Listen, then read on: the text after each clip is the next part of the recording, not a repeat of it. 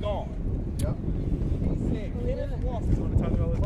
Yeah, just a little bit about what we're doing out here today at Injustice Park, Justice Square. Well, I wanted to make certain that everything looked really beautiful on Saturday for the one-year commemoration. And I know a lot of folks were saying we were going to wait a few more weeks until it was planting season to plant some food and some herbs and some things that would grow up in a few weeks. But I wanted to make certain that everything looked really beautiful for this weekend. Right. So I put out a call on Facebook, and I asked people if they would donate $17.50 per flat of pansies, and we got 52 people to donate. So we have 1,000 pansies here that were all covered by donations from people all over the country. That is beautiful. And a bunch of volunteers to come and make it happen. So we got over 1,000 pansies that we are we're going to be planting in Breonna's roots here at Injustice Square.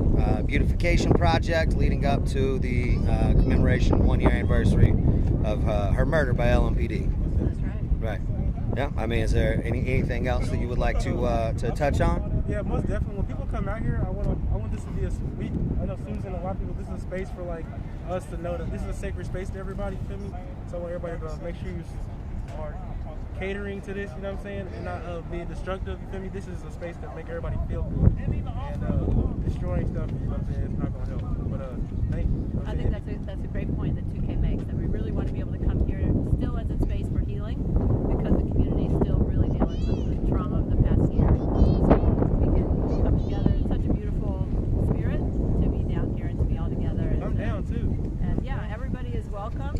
We ask that you pitch in, help clean up at the end of the night, help us, keep it looking really beautiful. There's a lot of areas that we can make it so much more powerful. You know what I'm saying? Like, yeah. And it's great to come out as a community and help each other, uplift each other. This is what community looks like. Most definitely. Yeah. Thank you. Absolutely. Thank you very much. So, over 1,000 pansies have been brought down here to Injustice Square to kind of revitalize Breonna's roots.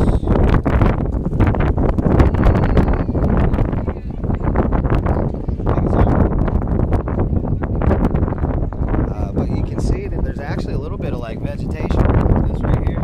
It's already sprung up, and I believe that's like actual edible vegetation. That's probably just some of the leftovers from the stuff that was planted back in the fall. Some of it's sprouting back up. We got a little bit here, maybe some kale, definitely some leafy greens. So a little bit of original Breonna's roots that was planted over the summer last year, and then in the fall is sprung back up on its own. And then even further, we've got probably 25, 30 people out here that are planting over 1,000 pansies that were all donated by individuals.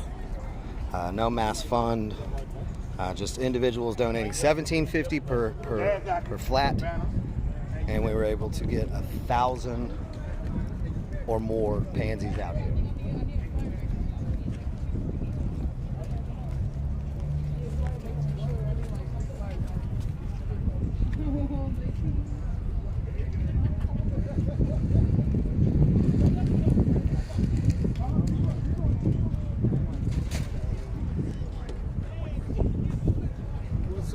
How you doing, bud? Good to see you. I'm gonna catch up with you in a second, all right?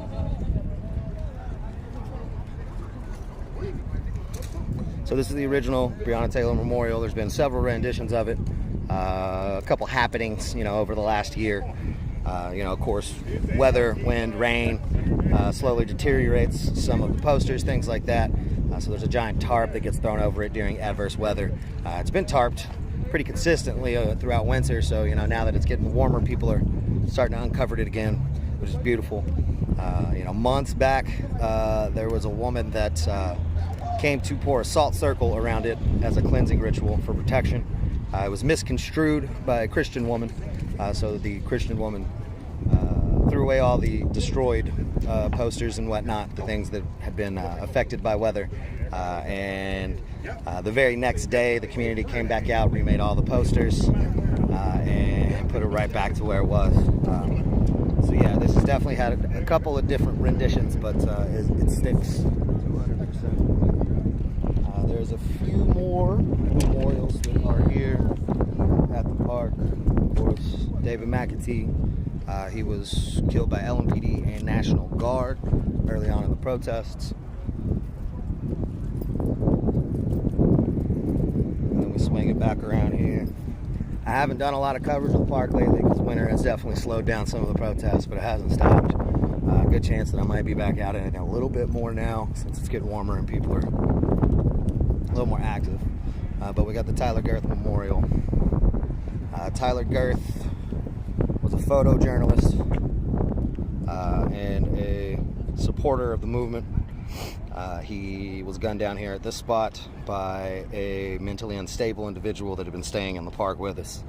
The person had been causing incidences, instigating fights, things like that, had been asked to leave the park, came back, found a pistol, and unfortunately ended the life of Tyler Girth here.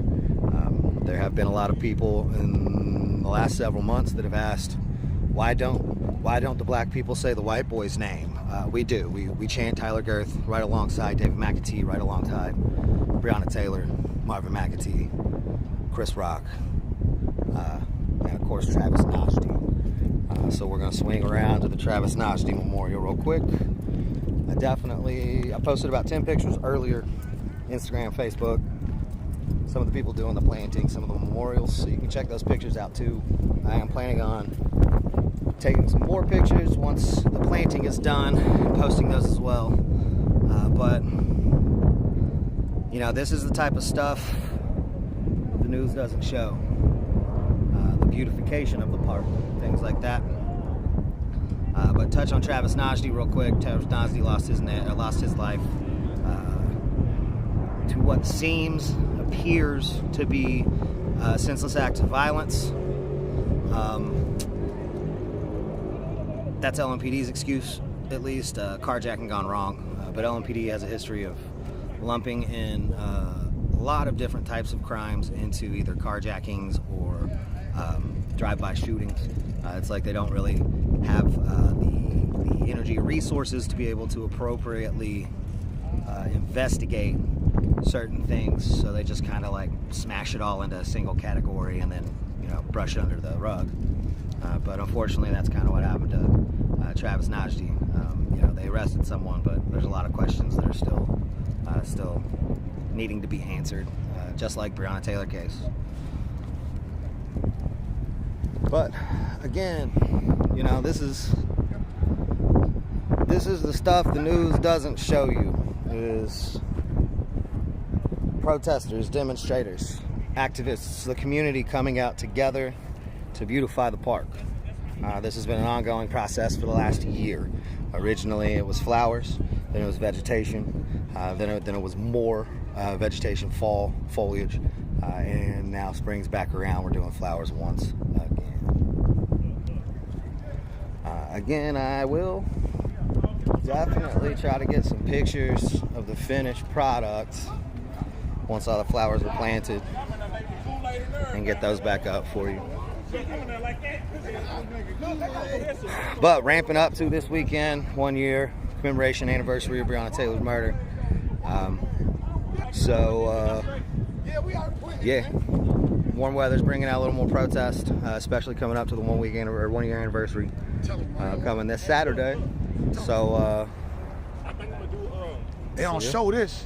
Show the positivity. Tell them that. Show them the positive things that go down there. I just got in touch with WKY. Y'all need to come there and get this. Hey, look, man. March 13th. Get here. Get here. Get here.